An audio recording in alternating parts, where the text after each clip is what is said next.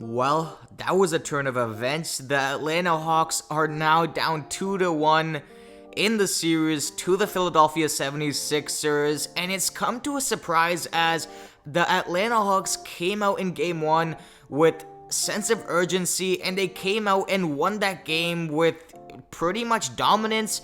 In their past two games, the Philadelphia 76ers have controlled the pace of the games, and they've won in ultimately blowouts. In today's video, we'll discuss what's going on with the Atlanta Hawks, and can they come back to the Philadelphia 76ers as they're down 2-1. But before we discuss that, please make sure to subscribe for daily NBA playoff content. You don't want to miss another video.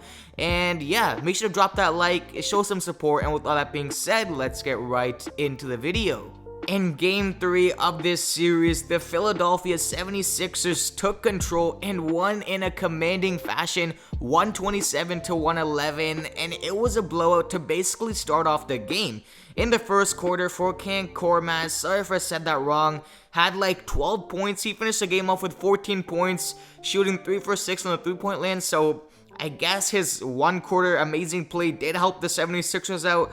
He's one of those players, I was talking to a friend about this as well, where he can give you 20 just randomly. He's one of those random players that's not really consistent, and that's basically all I have to say about the first quarter. The 76ers were starting to get control right away there, but this game was a Joel Embiid and Tobias Harris takeover. Joel Embiid finished with an amazing stat line, 27 points, 8 assists, and 9 rebounds, shooting 7 for 14 from the field. Man, Joel Embiid is an absolute monster in this series, and he's still providing great numbers. He went to the free throw line a lot in this game.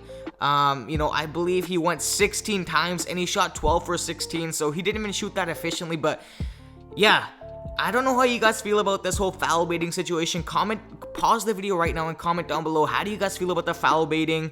I think that it's not the player's fault. If I was Joel Embiid, I would obviously abuse it too, but the league needs to do something about it. That's what I personally think, because just pump faking and jumping into the defender and going to the free throw line takes no skill, and players are using it to their advantage. But I don't knock Joel Embiid, but it's just kind of cheesy when, you see it happening every other possession. But let's move on. Joel Embiid, again, amazing game. Tobias Harris, this whole playoffs, even the series before this, he's averaging amazing numbers. This year, he's just had such a better season than last year. In this game, he had 22 points, 8 rebounds, and 5 assists, shooting 10 for 16 from the, field goal.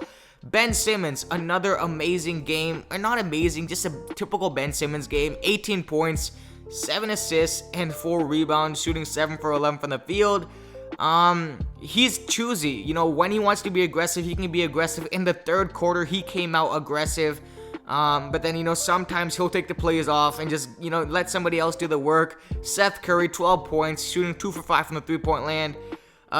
Basically, as you guys can just see from the stats, the 76ers, a lot of these players are in double digits. Dwight Howard, 12, Korkmaz, 14. The 76ers just offensively were too much for the Atlanta Hawks to handle. But now let's talk about what went wrong with the Atlanta Hawks. Trae Young had an okay game. He had 28 points, 8 assists, shooting 9 for 17 from the field goal. I've said this in my video before. If the Hawks want to ultimately continue on and not lose this series, we can't be, Trae Young can't have these typical games only having 28 points and shooting 17 shots this whole game. I know that may seem a little bizarre. 17 points for any NBA player is a lot, but for Trae Young, when you're the leader of this team, he's used to shooting 30 some nights. I believe against the Knicks, he did shoot 28, 30 shots, most of those games, and to only shooting 17 this game, that's, it's a great numbers. Obviously 28 points, anybody will take it, but if you guys actually watched the game, most of those points were in the, fourth quarter. He just chucked up some threes and made it in garbage minutes. So that doesn't really, account for. I'd say he had more around like 22-ish points this game without those last couple of threes he made. But yeah, Trae Young's going to have to play better than that. It's sad saying that, but if, Trae Young's going to have to play great. In this game, the Hawks didn't, particularly play bad, but as like a lot of these players on the team did have decent nights. Bogdanovic, 19 points, 4 rebounds, shooting 2 for 5 from the 3-point land. John Collins, amazing game, 23 points, 7 rebounds. Clint Capella, he had 16 rebounds. Rebounds wasn't a problem. I just feel like, obviously, Gallinari, 17 points. This team just defensively, they're making so many mistakes, not switching. Like, for God's sake, it was like 3 times in the game where Ben Simmons found himself one-on-one with Trae Young, posting him up. Like, like, how does that even happen? Just bad switches over screens. Just that I didn't see that once. Trae Young guarding Ben Simmons. Obviously, it sucks there's no DeAndre Hunter. He's out with injury. He's the perfect matchup for Ben Simmons defensively. And I think that once DeAndre Hunter comes back next year, hopefully, it's going to be a whole different ball game, because in this series, DeAndre Hunter would have absolutely put the clamps on Ben Simmons, in my opinion, because they're basically the same height, and Hunter is a defensive specialist, and he would be able to clamp up Simmons with ease. And yeah, this was a blowout game. At the end of the game, people just started chucking up shots. Dwight Howard shot a 3, which he absolutely missed. George Hill got a crazy rebound and put it up. And let's talk about this one play. Ben Simmons had an amazing lob, nonchalant lob. Like, it was like a crazy lob, but like it just looked like he took no effort to Joel Embiid. Like, comment down below if you guys know what I'm talking about, the lob from Ben Simmons to Joel Embiid. That was a crazy play nearing the end of the game. But yeah, ultimately the Philadelphia 76ers take the win 127-111. And now what's next for the Hawks?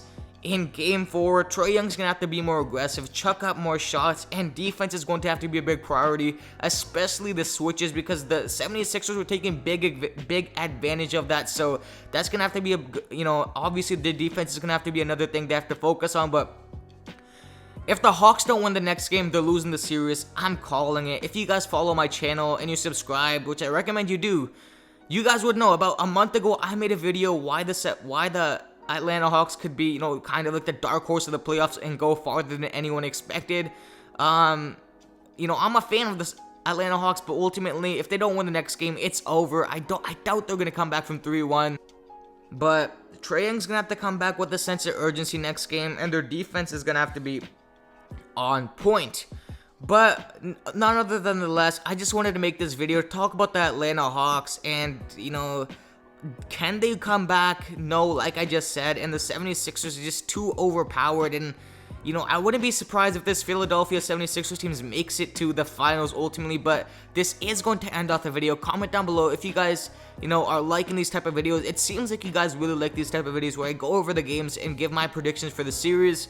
But yeah, get in the comment section, let me know what you guys think. Can the Hawks come back from this 2-1 deficit? Obviously, it's not a big deficit. We've seen hundreds of teams come back from a 2-1 deficit, but when it gets to that 3-1, and if they lose next game, that's going to be a whole different ballpark. But make sure to subscribe, hit that like button, and turn on the bell if you guys enjoy my videos. And with all that being said, I'm out. Peace.